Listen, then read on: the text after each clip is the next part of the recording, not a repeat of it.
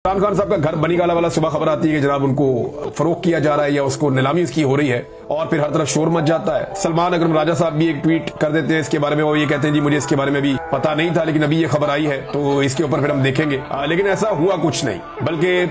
ये इमरान खान साहब का बनीगाला का घर नीलाम नहीं हो रहा था, क्योंकि देखिए नीलामी का कोई अदालत से ऑर्डर ही नहीं है ना। वैसे तो पाकिस्तान में कुछ भी हो सकता है, लेकिन बनीगाला का जो घर है इमरान खान साहब का, उसकी नीलामी का कोई ऑर्डर नहीं था। लोगों ने इसको ऐसे लिया क्योंकि जो इश्तिहार लगा हुआ था ना, उस इश्तिहार पे इमरान खान साहब का ऊपर नाम लिखा हुआ था और बनीगाला लिखा हुआ था। तो नॉर्मली आदमी को यही लगता है, मुझे भी पहले इश्तिहार पढ़ के यही लगा कि ये ऐसे ही है, लेकिन फिर मैंने 2-4 लोगों से राब्ता किया तो उन्होंने बताया नहीं,